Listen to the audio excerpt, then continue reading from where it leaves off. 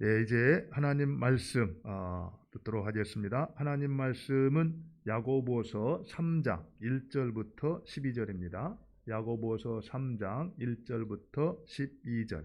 우리 한 절씩 교독하도록 하겠습니다. 말씀 받으실 때 모두 자리에서 기립하셔서 말씀 받을 수 있기를 바랍니다. 내 형제들아, 너희는 선생된 우리가 더 큰 심판 받을 줄을 알고 선생이 많이 되지 말라. 우리가 다 실수가 많으니 만일 말에 실수가 없는 자라면 곧 온전한 사람이라. 능히 온 몸도 굴레 씌우리라. 우리가 말들의 입에 재갈 물리는 것은 우리에게 순종하게 하려고 그 온몸을 제하는 것이라. 또 배를 보라. 그렇게 크고 광풍에 밀려가는 것들을 지극히 작은 키로써 사공의 뜻대로 운행하나니, 이와 같이 혀도 작은 지체로 돼 큰 것을 자랑하도다. 보라, 얼마나 작은 불이 얼마나 많은 나무를 태우는가. 혀는 곧 불이요 불의의 세계라 하는 우리 죄 중에서 온 몸을 더럽히고 삶의 수레바퀴를 불사르나니, 그 사르는 것이 지옥불에서 나느니라. 여러 종류의 짐승과 새와 벌레와 바다의 생물은 다 사람이 길들일 수 있고 길들여 왔거니와, 혀는 능히 길들일 사람이 없나니 쉬지 아니하는 악이요 죽이는 독이 가득한 것이라. 이것으로 우리가 주 아버지를 찬송하고 또 이것으로 하나님의 형상대로 지음을 받은 사람을 저주하나니, 한 입에서 찬송과 저주가 나오는도다. 내 형제들아, 이것이 마땅하지 아니하니라. 샘이 한 구멍으로 어찌 단물과 쓴물을 내겠느냐. 내 형제들아, 어찌 무화과 나무가 감람 열매를, 포도나무가 무화과를 맺겠느냐. 이와 같이 짠 물이 단물을 내지 못하느니라. 아멘. 예, 우리 속담에 말 한마디가 천냥빚을 갚는다는 말이 있습니다. 그 말 한마디가 천냥을 대신할 수 있는 가치, 위력이 있다. 이런 어떤 해석이라고 볼 수가 있죠. 부부관계뿐만 아니라 부모 자녀 간의 관계 연구로 아주 저명한 이 존 가트만 박사, 그분이 그런 얘기를 했어요. 우리 가정에서 일어나는 모든 문제의 근본에는 무엇이 있다고요? 말이 있다, 이렇게 말을 했습니다. 다시 말하면은 우리 가정에서 일어나고 있는 모든 문제가 말과 연관되어 있다, 이렇게 말을 하고 있다라는 겁니다. 특별히 이제 부부관계를 오랫동안 연구를 했는데, 어떤 부분들은 행복하게 살고 어떤 부부들은 다투면서 불행한 시간들을 보내더라는 거예요. 그래서 불행하게 고통스럽게 지내는 부부들을 쭉 관찰을 해보니까 뭐 이렇게 힘들게 다투고 고통스러운 시간을 지나다가 결국에는 안타깝게도 헤어지는, 이혼을 하는 그런 이제 부부들이었는데, 그들의 모습을 찬찬히 이렇게 살펴봤더니 그들이 헤어지면서 하는 말은 늘 성격 차이 때문에 우리는 헤어질 수밖에 없었다, 이렇게 말을 하는데, 정작은 그들이 헤어지게 된 이유를 살펴봤더니 성격 차이 때문이 아니라 어떤 문제가 일어났을 때 그 문제를 대하는 방식, 소통하는 방식, 다시 말하면은 그들이 사용하는 말에 문제가 있다라는 겁니다. 그런 의미에서요, 우리가 정말 건강한 가족 관계를 세워가는 데 있어서 우리가 지금 사용하고 있는 말, 이것을 조금만 이렇게 교정을 한다 해도 얼마든지 이전보다 훨씬 더 친밀한 가족 관계를 세워갈 수가 있다라는 겁니다. 그런 의미에서요, 오늘은 이 복 있는 가정 네 번째 시간으로 그리스도인의 언어 생활에 대해서 좀 말씀을 나누고자 합니다. 보통 우리는 그 사람이 하는 말을 보면은 그 사람이 어떤 사람인지를 알 수 있다, 이런 얘기를 해요. 우리 주님께서도 우리 마음속에 쌓아 놓았던 것을 그 입으로 말한다, 이렇게 얘기를 하거든요. 다시 말하면은 우리가 말하는 것은 그 사람 마음속에 있는 그것을 얘기한다. 그런 의미에서 어떤 사람이 하는 말을 찬찬히 살펴보면은 그 사람의 믿음이 어떤 사람인가, 또 그 사람의 인격이 어떤 사람인가, 또 그 사람의 어떤 이 됨됨이가 어떤 것인가를 우리는 알 수가 있다라는 겁니다. 이 무슨 얘기입니까? 어떤 면에서요, 우리 그리스도인들이 이제 성숙한 그리스도인으로 자라가야 되는데 성숙한 그리스도인이 된다라는 것은 또 다른 면에 있어서는 우리의 언어 생활이 성숙해 간다라는 것을 의미할 수도 있다라는 겁니다. 다시 말하면은 내가 성숙한 그리스도인이다 이렇게 말을 하면서도 언어 생활이 성숙하지 못하다라고 하면은 그것은 사실이 아닐 수도 있다라는 거예요. 그런 의미에서 우리가 어떻게 성숙한 그리스도인이 될 수가 있을까? 어떻게 내가 사용하고 있는 언어 이것을 성숙하게 계속 발전시켜 나갈 수가 있을까? 이런 것들을 생각하면서 오늘 말씀을 한번 들어봤으면 좋겠습니다. 그렇다면 과연 성경은 이 말에 대해서 뭐라고 말하고 있는가? 이제 오늘 우리가 읽었던 야고보서 3장은 이 말에 대해서 굉장히 중요한 것들을 가르쳐주고 있는데요. 여기 내용을 쭉 우리가 봐서 알겠지만 이 말이라는 것, 우리의 사람이 혀라는 것은 참 길들이기가 쉽지 않다. 이런 얘기를 합니다. 그러면서 그 혀가 얼마나 큰 위력이 있는가 하는 것을 가르쳐주고 있는데요. 우리 3절부터 5절을 한번 볼까요? 3절부터 5절을 한번 같이 보겠습니다. 제가 읽겠습니다. 우리가 말들의 입에 재갈 물리는 것은 우리에게 순종하게 하려고 그 온몸을 제하는 것이라. 또 배를 보라. 그렇게 크고 광풍에 밀려가는 것들을 지극히 작은 키로서 사공의 뜻대로 운행하나니 이와 같이 혀도 작은 지체로 돼 큰 것을 자랑하도다. 보라, 얼마나 작은 불이 얼마나 많은 나무를 태우는가. 여기서 보면은요, 사실 우리 혀라는 것은 신체에 있어서 굉장히 작은 부분이라는 거예요. 근데 작은 부분이지만 그것이 얼마나 엄청난 영향력, 위력을 끼치는가를 아주 사실적으로 이렇게 묘사를 하고 있는 것을 볼 수가 있습니다. 사실 이 혀를 어떻게 사용하는가에 따라서 한 사람의 인생이 결정된다라는 거예요. 다시 말하면은 죽기도 하고 살기도 한다라는 겁니다. 우리가 성경에 보면은요, 사사시대 때 입다라는 사람이 서원 한 번 잘못했다가 그의 딸이 안타깝게도 죽음을 당하는 걸 경험했잖아요. 또 우리가 사무엘상 25장에 보면은 이 나발이라는 사람이 다윗 앞에서 말을 함부로 했다가 결국 죽임을 당해요. 반대로 그의 아내 아비가일은 어떻게 합니까? 지혜로운 말로 인해서 생명을 보존하게 될 뿐만 아니라 나중에 왕의 왕비가 되는 그런 특권을 이제 누리기도 합니다. 이처럼 이 말이라는 것, 이것은 이 혀라는 것은 작은 지체지만 이토록 엄청난 영향력을 끼친다라는 것을 알 수가 있습니다. 오늘 본문에 보면은요, 여러분들 말 알죠? 말, 이 호스, 이 말입니다. 이 말, 이 대충 말 한 마리의 무게는 500kg가 넘어요. 그리고 여러분들 말의 힘이 얼마나 센지 항상 힘을 표현할 때는 마력이라는 말을 쓰잖아요. 그만큼 500kg가 넘는 이 건장한 말이 얼마나 힘이 센지 모릅니다. 그런데도 그 말을 어떻게 해요? 재갈이라는 조그만 것을 통해서 우리가 컨트롤할 수 있다라는 거예요. 또 배가 있잖아요, 배. 지금 우리가 보면은 막 수만 톤 되는 그런 배, 막 강한 파도와 바람까지도 가르면서 지내는 그 배도 조그마한 뭐에 의해서 통제가 된다라는 거예요? 배 키에 의해서 통제가 된다라는 겁니다. 이처럼 말의 재갈이라든지 배 키와 같이 사람에게 있어서 혀라는 것은 작은 신체의 작은 부분이지만 이토록 엄청난 영향력을 끼치고 있다. 이 사실을 가르쳐주기 위해서 야고보 이 기자는 바로 우리의 혀를 말의 재갈과 배 키로 비유를 하고 있다라는 겁니다. 이 사실이 무슨 얘기입니까?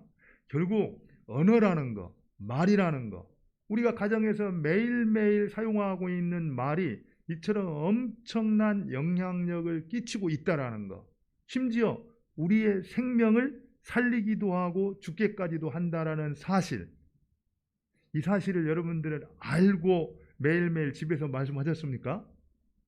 그거를 아는 것이 바른 언어 생활을 하는 데 있어서 시작이다 이렇게 말하고 있다라는 거예요. 그 사실을 알면은 지금까지 우리가 조금은 생각 없이 함부로 말했던 것들에 대해서 좀 우리가 신중하게 조심하며 생각하며 말해야 되겠다. 이렇게 이제 시작이 될 수가 있다라는 겁니다. 실제로요, 그 말의 영향력에 대해서 5절에 보면은 이제 작은 불이 이제 나무를 태운다라는 말을 통해서 이렇게 쓰고 있는데 이건 굉장히 실제적인 것 같아요. 우리나라에서 얼마 전에 고성에 산불이 난 적이 있잖아요. 그래서 조그마한 이 담뱃불 이 하나 때문에 그냥 그 산 엄청난 산이 다 이제 이 나무가 이제 불사름을 당했지 않습니까? 또 얼마 전에 호주에서 난 그 불도 마찬가지예요. 그 불은 막 영원히 꺼지지 않을 것처럼 타고 있는 그런 불도 역시 처음에 시작할 때는 조그마한 불씨로 시작을 했다라는 겁니다. 이런 것들을 보면은 이 말이라는 것이 얼마나 큰 영향력을 끼치고 있는가 하는 것을 이제 성경이 가르쳐주고 있다라는 겁니다. 이토록 계속해서 말의 위력이 이렇게 크다, 엄청나다 이렇게 말하고 있는 것은 그만큼 우리가 언어를 사용함에 있어서 말을 사용함에 있어서 주의 깊게 사용하는 것이 중요하다. 이 사실을 가르쳐주고 있다라는 겁니다. 그러면은요, 우리가 이 말이라는 것을 우리의 가정에서 어떻게 사용하는 것이 지혜로운가? 가정에서 특별히 이 부부간에 이 말을 사용하는 데 있어서 행복한 어떤 가정을 세우기 위해서 어떻게 사용하는 것이 바람직한가 하는 것들을 한번 살펴볼게요. 먼저 우리 잠언 25장 11절을 한번 볼까요? 잠언 10장 19절인가요? 예, 한번 보겠습니다. 예, 한번 같이 읽죠. 시작. 말이 많으면 허물을 면하기 어려우나 그 입술을 제어한다는 지혜가 있느니라. 예, 그 다음 또 한 구절 볼게요. 25장 11절을 한번 보겠습니다. 예, 우리 같이 한번 읽죠. 경우에 합당한 말은 아로새긴 은쟁반의 금사관이라. 예, 무슨 얘기입니까? 경우에 합당한 말이 아로새긴 은쟁반의 금사과다. 이 얘기는 이 말이라는 것이 이렇게 엄청난 영향력을 끼치고 있지만 경우에 합당한 말, 이게 무슨 얘기예요? 타이밍이 맞고 시와 공간이 적절한 때 하는 그 말이라는 것은 이토록 우리에게 귀한 그런 영향을 준다라는 거죠. 사실 우리 가정에서 저는 늘 그런 생각을 했어요. 제가 예수님을 믿고 제자 훈련을 이렇게 열심히 했었는데 이 제자 훈련을 가장 잘할 수 있는 곳이 어딜까? 이런 생각을 할 때 가정이라는 생각을 했습니다. 가정에서 매일매일 만나는 사람들과 함께 우리가 훈련을 한다라고 하면은 정말 모든 것을 보여줄 수 있고 나눠줄 수 있는 그런 장소잖아요. 마찬가지입니다. 이 언어 생활에 있어서도 좋든 싫든 우리가 서로 가장 많은 영향력을 주고받을 수 있는데 특별히 가족들에게 말로 가장 축복을 많이 할 수 있다라면은 이 바른 언어 생활 이것이 이제 얼마나 귀한 것인가 하는 걸 알 수가 있죠. 그래서 경우에 합당한 말. 근데 어떻습니까? 우리가 말할 때 우리의 말이 경우에 합당한 말이 되던가요? 쉽지가 않죠. 오늘 그 10장 19절에서 말한 것처럼 이 혀를 절제하는 것이 쉽지가 않다. 오늘 여기 1절에도 2절에도 그런 말이 나오잖아요. 우리가 다 실수가 많으니 만일 말에 실수가 없는 자라면 곧 온전한 사람이다. 능히 온몸도 굴레 씌우느니라. 이래가지고 참 말에 실수가 없는 것은 온전한 사람이다. 그래서 온전한 사람이라는 것은 퍼펙트하다는 뜻이 아니고 성숙하다는 뜻입니다. 그래서 우리가 언어 생활에 실수가 없고 언어 생활을 잘 해나가는 그런 사람들은 성숙한 사람인데 그만큼 우리가 이제 말을 절제하는 것이 쉽지가 않다. 그렇지만 중요한 것은 경우에 합당한 말을 할 때 그것은 우리에게 너무너무 귀한 것이 된다. 거기에 대해서 또 다른 표현을 어떻게 말합니까? 이 경우에 합당한 말이 우리에게 생명이 되기도 하고 또 양약이 되기도 한다. 이런 말을 해요. 그래서 집에서 매일매일 하고 있는 우리 언어 이것들을 우리가 잘 사용을 할 때 결국에 우리의 가족들에게 양약이 되어서 그들을 건강하게 세워줄 수가 있다. 이렇게 얘기를 합니다. 그런데요, 실제로 우리가 살아가는 모습을 보면은 부부들 간에 참 이게 쉽지 않다라는 것들을 경험을 하잖아요. 저도 지난주에 이 말씀을 준비하면서 많은 생각을 했어요. 그러던 가운데 사소한 일 가지고 조금 이제 아내하고 이렇게 다투었던 일도 있어요. 근데 그게 보면은 뭐 내용의 문제가 아닙니다. 내용의 문제가 아니고 그 말하는 태도의 어떤 문제였어요. 이런 것들로 인해서 이제 다투게 되는데 실제로 부부간에 이제 그 말로 인해서 다툼이 일어날 때 결코 해서는 안 되는 그런 말들이 있다라는 거예요. 그렇게 하면은 결국 그 부부는 깨질 수밖에 없다라는 겁니다. 실제로 존 가트만이 이제 연구를 통해서 부부 관계를 망치는 4가지 독이라고 말했던 말들이 있습니다. 그게 어떤 말이냐면 첫 번째가 비방하는 말이에요. 두 번째는 이제 경멸하는 말이고, 세 번째는 방어였고, 네 번째는 담쌓기였습니다. 이런 것을 이제 부부가 다툴 때 선택을 하게 되면은 결국에는 깨지고 말더라는 겁니다. 그런 의미에서 사실은 우리가 부부 싸움이라는 거 안 할 수는 없죠. 왜냐하면 우리가 온전하지가 않은 사람들이 만나서 온전한 하나됨을 이루려고 할 때 부딪힐 수밖에 없습니다. 그래서 다툴 수밖에 없죠. 또 우리가 살아가면서 문제가 없을 수는 없지 않습니까? 그래서 다툴 수밖에 없는데 이제 존 가트만은 그런 얘기를 해요. 다투는 게 문제가 아니라 어떻게 다투는가가 문제다 이런 얘기를 합니다. 그래서 오히려 이 부부가 다투는 것은 정상적이고 잘 다투게 되면은 온전한 모습으로 나아갈 수가 있다라는 거예요. 그런데 이 다투는 것에 있어서 실패를 하게 되면은 결국에는 깨질 수밖에 없다라는 겁니다. 그러면서 4가지의 독을 얘기하고 그것만큼은 절대적으로 피해라 이렇게 말을 해요. 우리가 이제 뭐 4가지 다 얘기를 할 수는 없겠지만 한 가지만 얘기를 하면은 이제 이 비방하는 말, 이 뭐 제가 그런 말이 아니고요. 연구를 해봤더니 남자보다 주로 여자가 더 이 말을 많이 하더라는 겁니다. 그래서 무슨 문제가 생기면은 이제 이렇게 비방을 하는 거죠. 사실은 우리가 뭐 살아가면서 남편과 아내가 서로에게 부탁할 일들이 있죠. 여보 좀 쓰레기 좀 치워줘 이렇게 부탁할 수 있습니다. 그런데 돌아와서 보니까 쓰레기는 안 치우고 TV 소파에 앉아서 TV만 보고 있으면은 그런 딱 볼 때 이제 조금 올려놓은 게 있죠, 그죠? 그러면 그 다음에 왜 쓰레기를 안 치웠네? 좀 치워줬으면 좋겠어. 이렇게 말하면 될 건데 그 다음 어떻게 말합니까? 당신은 늘 그렇지 뭐. 이러면서 이제 근데 여기서 늘 그렇지 뭐, 항상 그래, 맨날, 뭐 절대로 뭐 이런 표현들이 있잖아요. 이런 것들이 대체적으로 판단하고 비방하는 그런 말들이라는 겁니다. 근데 이런 말들을 사용하게 되면은 듣는 사람들이 어떻게 돼요? 나를 공격하고 비난한다라고 생각하기 때문에 벌써 그 말을 듣는 순간에 그냥 그 사람이 무엇을 요구했는가는 생각하지 아니하고 기분부터 상하게 된다라는 거예요. 그러면 그런 기분 상한 사람들이 대번에 이제 반응하는 게 뭡니까? 방어로 나온다. 방어. 내가 당신은 잘했어 뭐 이러면서 그래서 한 10년 동안 지냈던 것까지 다 끄집어내 가지고 이제 응어리졌던 것을 가지고 아무것도 아닌 것을 가지고 다투기 시작한다라는 거예요. 그리고 이런 것들이 계속 반복되다 보면은 상처가 깊어져 가지고 결국에는 헤어지더라는 겁니다. 그래서 우리가 싸우기는 싸우더라도 절대로 싸울 때 비방을 하지 말라는 겁니다. 비방은. 그럼 어떻게 해야 되겠습니까? 비방하지 않으면 어떻게 되겠어요? 부탁을 하는 것, 부탁.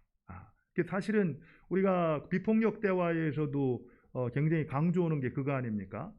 판단하지 말고 관찰하라 그러고요. 그 다음에 자기의 느낌을 얘기하라고 그럽니다. 정말 내가 이렇게 부탁을 했는데 당신이 그걸 듣지 않고 그냥 그대로 놔둘 때 내 마음은 당신이 나를 무시한다라는 생각이 들어서 내 마음이 편치가 않네. 이렇게 얘기를 하면서 그거를 좀 당신이 치워줬으면 좋겠어. 이렇게 부탁을 하게 되면은 대체적으로 그 부탁을 받은 사람들은 거기에 대해서는 이의를 제기하지 않는다라는 거예요. 그런데 부탁하지 아니하고 비난을 하게 되면은 자기가 잘못된 행동을 했다는 걸 알지만 비난받는 게 싫기 때문에 거기에 대해서 반작용으로 방어를 하고 또 다른 또 공격을 해오기 시작한다라는 겁니다. 물론 여러분들이 잘 알고 계신 거죠. 그런데 구체적으로 실천이 안 되는 거. 저도 늘 알면서도 잘 실천이 안 돼요. 왜냐하면은 이제 그런 말을 들었을 때 딱 대본에 올려놓은 게 속상한 게 떠오르기 때문에 그렇잖아요. 그래서 또 중요한 게 있어요. 우리 잠언 한번 잠언 12장 18절인가요? 한번 읽어볼까요? 예, 요 지문장 12장 18절이 아니고요. 제가 한번 읽어드리겠습니다. 요 부분은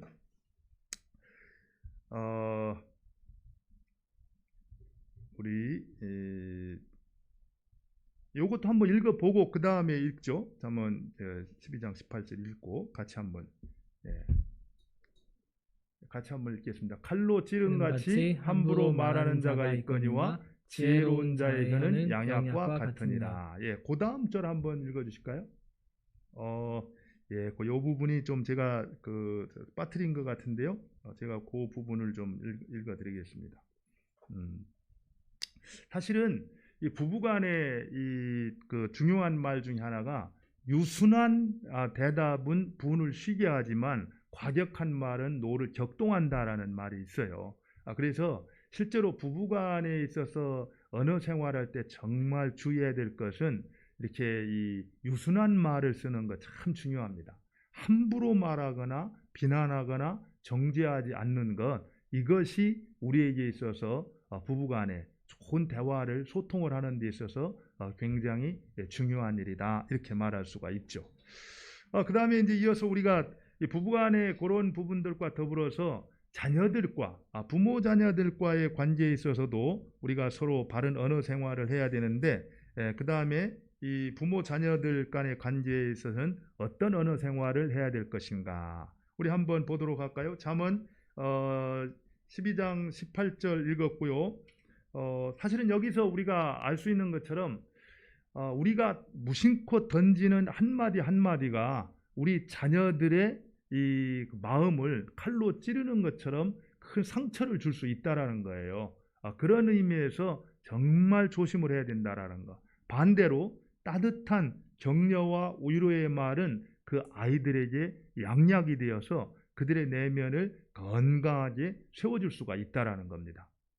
실제로 이제 자녀 교육에 대해서 연구를 하는 사람들의 이제 말을 빌리면은 이제 아이들을 쭉 지켜보면 두 부류의 아이들이 있다라는 거예요. 어떤 아이들은 이제 어려움을 만났을 때, 또 실패를 했을 때 넘어지지만 금세 오뚜기처럼 툴툴 털고 일어나서 새롭게 새 길을 걸어가는 아이들이 있고, 어떤 아이들은 한번 실패를 하면은 거기에 주저앉아 가지고 포기하고 일어서지를 못하는 아이들이 있더라는 거예요.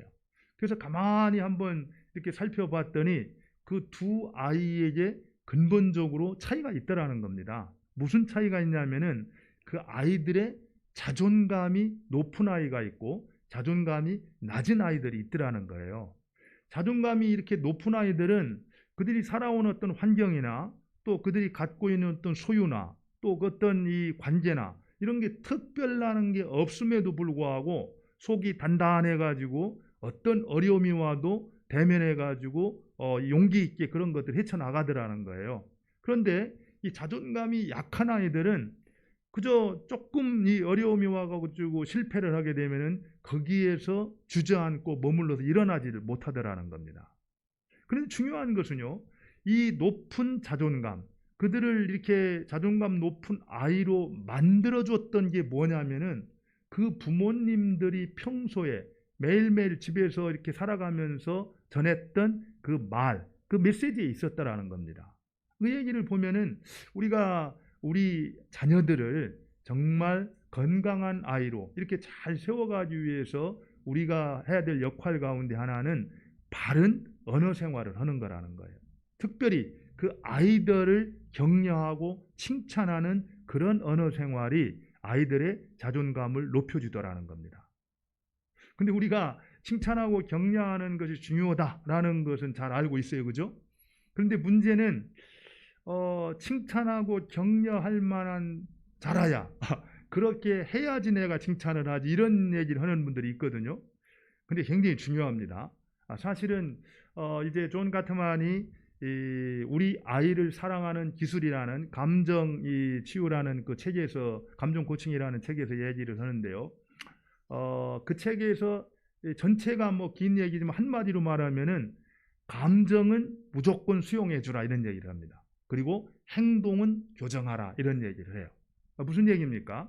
보통 우리는 아이가 힘들어가지고 뭔가 힘들다는 얘기를 하게 되면은 그 생각이 잘못됐나 잘됐나를 이제 생각하면서 그것을 고쳐주려고 생각을 하고 있는데 감정이 힘들어서 왔을 때는 무조건 수용해 주라는 겁니다. 100% 감정을 받아주라는 거예요. 그리고 나서 그 감정이 수용된 다음에 그의 잘못된 행동이 있다면은 그 다음에 그 행동을 교정해 주라는 겁니다.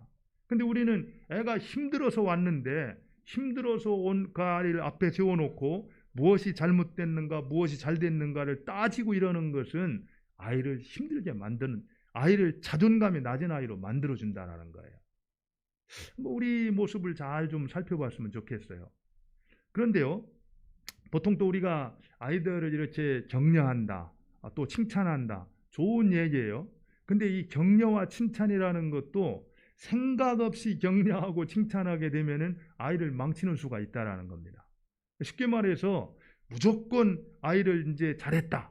예를 들어서 아이들이 마땅히 해야 될 일들이 있어요. 예를 들면은 아이들이니까 이제 학교를 간다든지 또는 뭐 학교에서 낸 숙제를 한다든지 이런 것들은 어떻게 보면은 마땅히 해야 될 일이죠.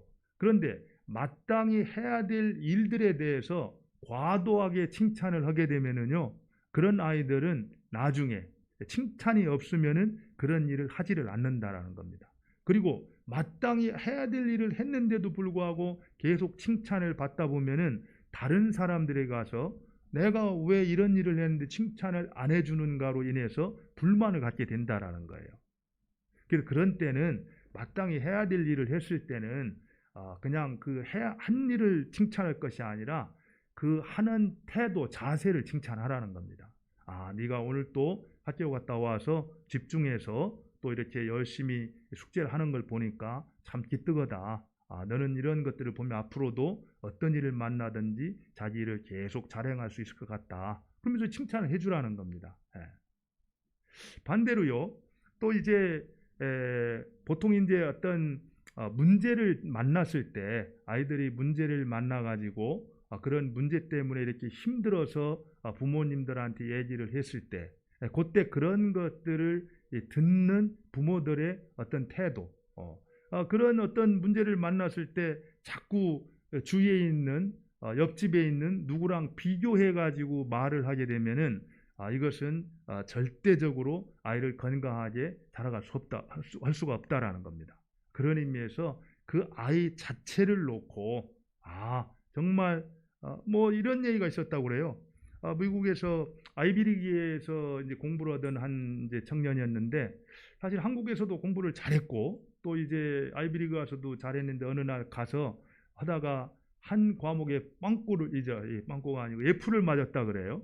그러니까 막 도저히 이제 상상할 수 없는 일이 벌어져 가지고 이것을 누구한테 말하기도 어렵고 막 그래 가지고 이제 고민을 하다가 그래도 생각나는 딱 한 사람이 있어서 그게 누구였냐면은 아버지였다 그래요. 그래서 아버지한테 전화를 해서 얘기했더니 아버지가 뭐라고 대답을 한 줄 아십니까? 야, 이제 더 이상 내려갈 곳이 없겠구나. 이제 올라가는 것만 남았구나. 이렇게 하면서 격려를 해주더라는 겁니다. 그러니까 그런 사실을 듣고 이 친구는 굉장히 힘을 얻어가지고 다시 이제 일어설 수가 있었다라는 거예요. 근데 우리가 자꾸 잘하는 사람들, 옆에 있는 그 우리가 볼 때 이 평균적으로 본이 된다라고 생각하는 사람들하고 비교해서 말할 때는 아이들에게 낙담케 되는 그런 문제가 있다라는 겁니다. 이런 것들을 생각하면서 우리가 좀 지혜롭게 이 권면을 하고 이 칭찬을 하고 격려를 해야 되는데, 그러기 위해서는 뭐가 필요하다라는 거예요? 그 아이에 대한 사랑과 관심이 필요하다는 겁니다. 그 아이하고 얼마나 많은 시간을 보내고 그 아이를 잘 찬찬하게 지켜보았는가에 따라서 그 아이에게 구체적인 격려와 칭찬을 할 수가 있다라는 거예요. 그러지 않고 그냥 지나가다가 한번 툭툭 생각나는 대로 하게 되면은 그 아이는 전혀 격려가 되지 않고 그것이 힘이 되지 않는다라는 겁니다. 그리고 또 우리가 한 가지 언어 생활을 함에 있어서 우리 교회와 직장에서 우리는 어떻게 올바로 언어 생활을 해야 되는가, 이런 것들을 한번 살펴보기를 원하는데요. 우리가 한번 9절과 10절을 볼까요? 오늘 우리가 읽었던 9절 10절 내용을 보면은 제가 읽겠습니다.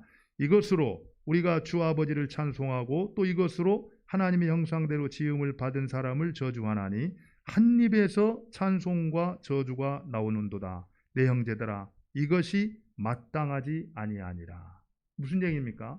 어떻게 우리 한 입에서 찬송과 저주가 같이 나오냐는 거예요. 이것은 있을 수가 없다라는 겁니다.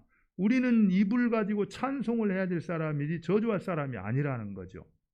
실제로요, 우리가 이제 하나님의 교회의 어떤 이 재직들, 집사의 직분을 얘기할 때 사도 바울도 이제 디모데전서 3장 8절에 이렇게 말합니다. 이와 같이 집사들도 단정하고 일구이연을 하지 아니하고. 이게 무슨 얘기예요? 결국에 하나님의 백성들은 한 입 가지고 두 말을 해서는 안 된다는 겁니다. 이곳에서는 하나님을 찬송하고 저곳에서는 형제들을 비방하거나 비난하는 그런 말을 하는 것은 옳지가 않다, 이렇게 얘기를 하고 있어요. 간혹 이제 교회를 섬기면서 참 이렇게 그런 경우를 종종 보게 됩니다. 교회 안에서 발생하는 어떤 문제들, 관계의 문제든지 또 교회에서 시험 받아가지고 교회를 떠나는 문제들을 가만히 살펴보면은 대부분 뭐 때문에 생기냐면은 말 때문에 생겨요. 말 때문에. 이 분별력 없이 또 이렇게 생각 없이 던졌던 말 한마디 때문에 어떤 사람은 상처를 받고 힘들어가지고 공동체를 떠나는 경우, 그런 경우들을 이렇게 보게 됩니다. 그와 더불어서 또 한 가지, 이제 세상 속에서 이제 이 그리스도인들이 신뢰를 받지 못하는 것 가운데 하나가 교회 안에서의 언어 생활과 또 교회 밖에서의 언어 생활이 너무 다르다는 겁니다. 교회에 대해서는 굉장히 점잖하고 나이스하게 이렇게 말을 하지만 교회를 떠나서는 똑같이 얘기를 할 때 그런 모습을 보면서 세상 사람들은 믿는 사람들에 대해서 불신하게 된다라는 거죠.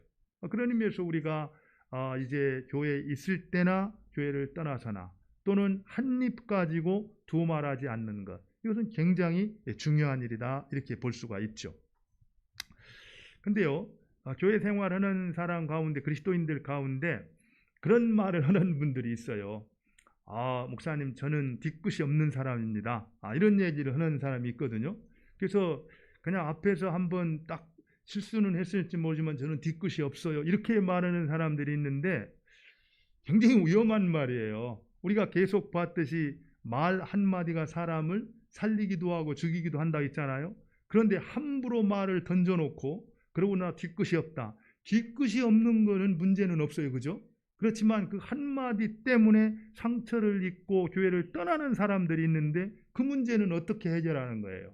그런 의미에서 우리가 항상 말을 할 때는 생각하고 신중하고 타인을 배려하는 그런 자세로 언어 생활을 하는 것이 중요하다, 이렇게 볼 수가 있죠. 특별히 이제 가정에서 출근하는 남편한테 또 이제 퇴근해가지고 들어와서 집에 있는 아내에게 그냥 무심코 한번 내뱉는 말들, 그런 것들이 참 하루 종일 출근해가지고 남편을 힘들게 하는 경우가 있고요. 또 들어와서 아내를 밤새 참 힘들게 하는 그런 일들이 있다라는 겁니다. 그런 것들을 생각하면은 우리가 정말 말을 가려서 이렇게 분별력 있게 하는 것이 너무나 중요한 것이다, 이렇게 말할 수가 있습니다. 근데 저는 이제 그 말하는 모습을 보면은 우리 식구들 가운데 말을 참 이쁘게 하는 분들이 있어요. 이렇게 말을 이쁘게 한다라는 얘기는 그냥 그런 사람하고 같이 있으면은 그냥 즐거워. 아주 기뻐요. 근데 그분들이 말하는 것을 보면은 말을 잘한다라기보다는 그분들은 항상 듣는 사람들을 위해서 이제 배려하면서 말하는 걸 볼 수가 있습니다. 그렇기 때문에 그분들을 말하는 걸 듣다 보면은 주위에 있는 사람들이 격려가 되고 힘을 얻게 되고 또 기쁨을 누리게 되죠. 그런데 반대로 주위에 있는 사람들 생각하지 아니하고 자기 입에서 나오는 대로 그냥 이렇게 늘어놓게 되면은요, 자기도 모르는 사이에 말하는 사람의 의도는 그렇지 않았지만 듣는 사람들이 참 힘들어하는 그런 경우들을 보게 됩니다. 그럼 우리가 어떻게 하면은 이제 혀를 좀 잘 다스리고 바른 언어 생활을 할 수 있을까? 뭐 몇 가지 이렇게 좀 기준들을 좀 생각할 수 있는데요. 첫 번째는 이 내 의지를 하나님의 뜻에 복종시키는 것이 필요합니다. 우리가 잘 아는 대로 시편 141편 3절에 뭐라고 되어 있습니까? 이렇게 되어 있습니다. 여호와여 내 입 앞에 파수꾼을 세우시고 내 입술의 문을 지키소서. 내 입술에 파수꾼을 세워달라고 이제 이렇게 부탁하는 걸 볼 수가 있습니다. 그리고요, 실제로 우리가 알아야 될 것 중에 하나가 이제 그 말을 할 때는 항상 뭐 우리가 늘 그럴 수는 없을지 모르지만 늘 기억해야 될 게 정말 하나님께서 내게 정말 학자와 같은 그런 혀를 주셔서 말로 곤고한 사람들을 어떻게 도와줄 줄을 알게 해달라. 어떤 그런 마음을 가지고 이제 말하는 것이 중요하다. 이렇게 볼 수가 있습니다. 특별히 이사야 50장 4절에서 이제 이사야 선지자도 그런 말을 하잖아요. 주 여호와께서 학자들의 혀를 내게 주사 나로 곤고한 자를 말로 어떻게 도와줄 줄을 알게 하시고 그랬거든요. 그래서 늘 하나님께서 내게 정말 곤고한 사람들을 어떻게 도와줄 줄을 알게 해달라고 또 그렇게 하기 위해서 나로 하여금 학자의 혀를 달라고 그렇게 기도할 때 하나님께서 그런 혀를 주셔서 그런 인생을 살게 하신다라는 겁니다. 이렇게 하나님 앞에 나아가서 기도하는 자세, 이것이 이제 언어 생활을 바로 하는 길이라는 거죠. 또 한 가지는 우리가 사실은 이 언어 생활을 잘 하려면은 그 어떤 사람들과 함께 하는가에 따라서 말이 달라져요. 그래서 어떤 친구들을 만나서 어떤 사람들하고 많은 시간을 보내는가에 따라서 그들의 말투와 말하는 방식이 결정되거든요. 그렇다면은 정말 좋은 사람들과 만나서 이 많은 교제를 갖는다면은 그것이 가장 좋은 방법일 텐데 우리에게 있어서 가장 좋은 분은 누굴까? 하나님보다 더 좋은 분이 있나요? 하나님을 만나가지고 계속 하나님과 대화하고 기도하고 말씀을 보는 그 시간을 통해서 우리의 언어의 습관이 얼마든지 바뀌어질 수가 있다라는 겁니다. 그리고 우리가 잘 아는 대로 우리는 먼저 말하기 전에 충분하게 생각을 하라는 거예요. 그래서 야고보가 그렇게 얘기하잖아요. 듣기는 좋게 하고 말하기는 더디하라. 그래서 먼저 좀 충분히 생각하라는 겁니다. 충분히 생각하고 난 다음에 말하라는 거죠. 사실 이런 부분들을 좀 마음에 이렇게 새기고 나아갈 때 비록 어려운 환경 가운데에서도 우리가 말에 실수가 없이 서로를 격려하고 또 이렇게 좋은 양약이 되어서 든든하게 세워가는 그런 삶을 살아낼 수가 있다라는 겁니다. 이제 말씀을 이제 맺도록 할게요. 2차 세계대전 때 이제 폴 틸리라는 아주 유명한 신학자가 이제 미국에서 이제 이 강연을 이제 하면서 지낼 때가 있었습니다. 근데 이 폴 틸리는 독일인이었기 때문에 그 미국에서 대학에서 강연을 할 때 그 발음이 독일식이라서 듣는 학생들에게 많은 이제 웃음거리가 됐다 그래요. 그리고 그 일을 겪을 때마다 이 폴 틸리는 굉장히 스트레스를 받았고 결국에는 굉장히 심한 우울증을 앓게 됐답니다. 그런데 어느 날 한 학생이 보낸 그 카드를 읽고 나서 그가 그 우울증으로부터 벗어날 수가 있었대요. 그 학생이 보낸 카드에는 이렇게 적혀 있었다고 합니다. 교수님, 학생들의 웃음은 교수님의 발음 때문이지 교수님의 강의 내용 때문이 아닙니다. 교수님의 강의 내용은 너무나 훌륭합니다. 우리는 교수님의 강의 내용을 너무나 존경하고 사랑하고 있습니다. 교수님 감사합니다. 힘내십시오. 이 얘기를 듣고 난 다음에 이제 폴 틸리가 거기에서 벗어날 수가 있었다고 합니다. 그러면서 그가 그 뒤에 남긴 유명한 말이 있어요.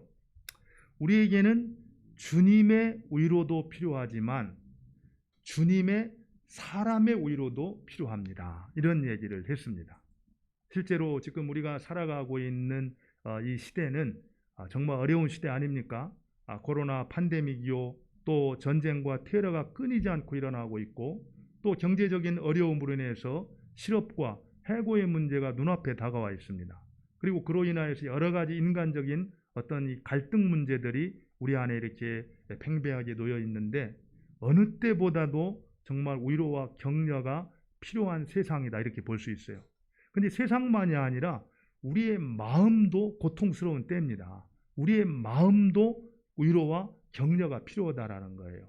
이러한 때 우리가 가장 가까운 이웃이라고 볼 수 있는 가족들이, 또 교회 공동체 안에서 따뜻한 말 한마디로 서로를 격려하고 위로할 때 우리의 관계가 이전보다 더 친밀하게 회복되어서 우리가 감당하기 어려운 이 세상 가운데서도 그 어려움을 넉넉하게 이기면서 하나님을 존귀케 하는 그런 인생이 되리라고 믿습니다. 그와 같은 은혜가 우리 모두에 있기를 바랍니다.